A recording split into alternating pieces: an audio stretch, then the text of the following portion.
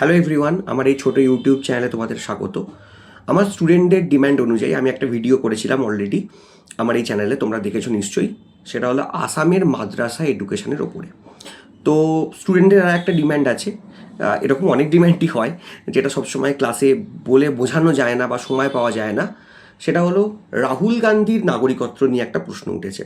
রাহুল গান্ধী কি ভারতের নাগরিক কি ভারতের নাগরিক নয়? দেখো, মানে এটা নিয়ে তো কোনো সন্দেহ হওয়াই উচিত নয়, কিন্তু এই প্রশ্নটা উঠেছে। বিজেপির একজন খুব বিখ্যাত ব্যক্তি, তোমরা হয়তো জানো, সুব্রমণিয়াম স্বামী, তিনি প্রথম কিন্তু এই কেসটা আনফোল্ড করেছিলেন যে রাহুল গান্ধী ভারতের নাগরিক নয়। এবং রিসেন্টলি ওনাদের আরেকজন কার্যকর্তা, সম্ভবত কর্ণাটকের এস ভিঘ্নেশ শিশির বলে, তিনিও কিন্তু লোয়ার কোর্টে একটা পিটিশন ফাইল করেন যে রাহুল গান্ধী ভারতের নাগরিক নয়, এবং সেটা নিয়ে ইনভেস্টিগেশন করার কথা বলা হয়। কোর্ট এটা পরিষ্কার জানিয়ে দিয়েছে, লোয়ার কোর্ট, যে দেখুন, নাগরিকত্ব একজনের আছে কি নেই সেই কাজটা আমাদের নয়, এটা জুডিশিয়ারির কাজও নয়, এটা বেসিক্যালি এক্সিকিউটিভের কাজ, ভারত সরকারের কাজ। তো এই ব্যাপারে আমরা কোনো সিদ্ধান্ত নিতে পারবো না, এই ব্যাপারে আমরা কিছু কাজ করতে পারবো না। পরে কিন্তু এলাহাবাদ হাইকোর্টের যে লখনৌ বেঞ্চ, সেখানে কিন্তু আর একটা পিটিশন ফাইল করা হয় রিগার্ডিং দিস। তো এলাহাবাদ হাইকোর্ট কিন্তু ব্যাপারটাকে সিরিয়াসলি নিয়েছে, তারা একটা এফআইআর করার কথাও বলেছে যে এই ব্যাপারে একটা এফআইআর করা যেতে পারে, কারণ এটা একটা সিরিয়াস ইস্যু যদি খুব ভালোভাবে দেখা যায়। এখন ঘটনার সূত্রপাত কোথায়? প্রথমত আমি বলে রাখি, ভারতের কিন্তু যদি তোমরা সংবিধান দেখো, যদি তোমরা সিটিজেনশিপ অ্যাক্ট 1955 দেখো, ভারতের সংবিধানে কিন্তু পরিষ্কার সিঙ্গেল সিটিজেনশিপের কথা বলা আছে। অর্থাৎ তুমি যখন ভারতের নাগরিকত্ব হোল্ড করছো, সেই একই সময় তুমি অন্য কোনো দেশের নাগরিকত্ব হোল্ড করতে পারবে না। ঠিক, এটা নিয়ে কোনো কনফিউশন নেই। আর্টিকেল 9 ক্লিয়ারলি বলা আছে, তুমি যদি নিজের ইচ্ছায় অন্য কোনো দেশের নাগরিকত্ব নাও, তোমার ভারতের নাগরিকত্ব চলে যাবে। সিঙ্গেল সিটিজেনশিপ ভারতবর্ষে রয়েছে। ইনফ্যাক্ট এই কনসেপ্ট আমরা ইউকে থেকেই নিয়েছি। ঘটনার সূত্রপাত কোথায় না, 2003 সালে একটা কোম্পানি ইউকেতে, ব্রিটিশ কোম্পানি ব্যাকঅপস লিমিটেড বলে, সেই কোম্পানির যে শেয়ার হোল্ডার বা ইভেন বলা যেতে পারে জয়েন্ট ডিরেক্টর ছিলেন রাহুল গান্ধী। তিনি অ্যারাউন্ড 65% মতো কোম্পানিটার শেয়ার হোল্ডার ছিলেন। তার সাথে আরেকজন ছিলেন আলরিক ম্যাকনাইট বলে, তার 35% শেয়ার ছিল। সেটা খুব একটা ইম্পর্টেন্টও নয়, কারণ একজন ব্যক্তি সে কোনো ব্রিটিশ কোম্পানির মালিক হতেই পারে, তার সাথে নাগরিকত্বের কোনো সম্পর্ক নেই। কিন্তু সেই কোম্পানিটা কিন্তু এখন বর্তমানে নেই। 2009 সালে কোম্পানিটা ডিফাঙ্ক্ট হয়ে গেছে। তো সেই কোম্পানির যখন অ্যানুয়াল ফাইলিংস, যেটা অ্যানুয়াল ফাইলিংস রিটার্ন হয়, যে কোনো কর্পোরেট কোম্পানিকেই করতে হয়, তখন সেই কোম্পানি যে তাদের যে ডিক্লারেশন করছে, সেখানে তাদের যে ডিরেক্টর বা শেয়ার হোল্ডার রাহুল গান্ধীর নাগরিকত্বে ব্রিটিশ সিটিজেনশিপের কথা বলা আছে। এবং সেটা নিয়েই প্রশ্ন ওঠে যে ব্রিটিশ সিটিজেন যদি রাহুল গান্ধী হন, তাহলে তিনি কী করে ভারতের নাগরিকত্ব তার থাকতে পারে? ঠিক আছে, তো সেটা নিয়ে প্রশ্ন ওঠে। রাহুল গান্ধী বা কংগ্রেস পার্টিকে যখন জিজ্ঞেস করা হয় এই ব্যাপারে, তারা পরিষ্কার বলে দেয় যে এই ব্যাপারে তাদের সাথে কোনো সম্পর্ক নেই, এটা একটা মেয়ার ক্লারিক্যাল এরার বা একটা কোনো টেকনিক্যাল এরার হতে পারে। কারণ রাহুল গান্ধীর যুক্তিটাও যথেষ্ট ইম্পর্টেন্ট। 1970 সালে যখন রাহুল গান্ধীর জন্ম, আমাদের দেশে 1970 সালে যে নিয়ম ছিল বাই বার্থ সিটিজেনশিপের, সেখানে বলা ছিল ভারতবর্ষে জন্মালেই সে ভারতের নাগরিকত্ব পেয়ে যাবে। এবং 1950 সালের 26 জানুয়ারির পর থেকে, মানে কনস্টিটিউশন যবে এনফোর্স হচ্ছে তারপর থেকে, যদি তোমরা দেখো আমাদের জুলাই 1987 অবধি এই সেম রুল ছিল, ভারতে যদি তুমি জন্মাও তাহলে তুমি কিন্তু ভারতের নাগরিকত্ব পেয়ে যাবে। তার জন্য তোমার বাবা মায়ের নাগরিকত্বও দেখার দরকার নেই। তাই রাহুল গান্ধী ক্লিয়ারলি বলে দিয়েছে, আমি বাই বার্থ ইন্ডিয়ান সিটিজেন। আজকের দিনে দাঁড়িয়ে তুমি যদি বলো, আজকের দিনে দাঁড়িয়ে নিয়ম হয়েছে বাবার মায়ের মধ্যে নাগরিকত্বটাও কিন্তু দেখতে হবে, শুধু ভারতের মাটিতে জন্মালেই হবে না। বাবা আর মা দুজনেই যদি ভারতের নাগরিক হয়, সে ভারতের নাগরিক হতে পারে। আর যদি এমন হয় যে জন্মের সময় বাবা আর মায়ের মধ্যে একজন ভারতের নাগরিক নন, তিনিও লিগাল মাইগ্রেন্ট কিনা সেটা দেখতে হবে। লিগাল মাইগ্রেন্ট বলতে এই টার্মটা সিটিজেনশিপ অ্যাক্ট 2003 আসছে, সিটিজেনশিপ অ্যামেন্ডমেন্ট অ্যাক্ট 2003, যেখানে বলা হচ্ছে একজন ব্যক্তি যখন ভারতবর্ষে আসছে, তাকে প্রপার ডকুমেন্ট নিয়ে, প্রপার ভিসা নিয়ে আসতে হবে, তাহলে সে লিগাল মাইগ্রেন্ট।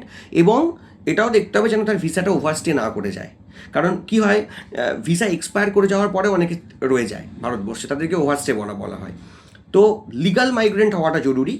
তো বাবার মায়ের মধ্যে দুজন যদি ভারতের নাগরিক হয় তাহলে ভালো, বাবার মায়ের মধ্যে একজনকে ভারতের নাগরিক হতেই হবে এবং একজনকে লিগাল মাইগ্রেন্ট হতে হবে, তবেই কিন্তু সেই বাচ্চা বাই ভার্থ ভারতের নাগরিকত্ব পাবে। এটা আজকের নিয়ম। রাহুল গান্ধী যখন জন্মেছিল 1970 সালে, তখন কেউ ভারতে জন্মালেই সে ভারতের নাগরিক। তো রাহুল গান্ধী পরিষ্কার বলে দিয়েছে, বা তার যে কংগ্রেস পার্টি সে পরিষ্কার বলে দিয়েছে ও তো ভারতের নাগরিক। প্লাস এটাও তোমাদের জানতে হবে, রাহুল গান্ধী কিন্তু 2004 সাল থেকে মেম্বার অফ পার্লামেন্ট, তিনি অ্যামেথিতে 2বার এমপি ছিলেন, তারপর কেরালার ওয়ানাদ থেকে তিনি এমপি হয়েছিলেন, এবং এখন বর্তমানে তিনি উত্তরপ্রদেশের রায়বেরেলি থেকে মেম্বার অফ পার্লামেন্ট।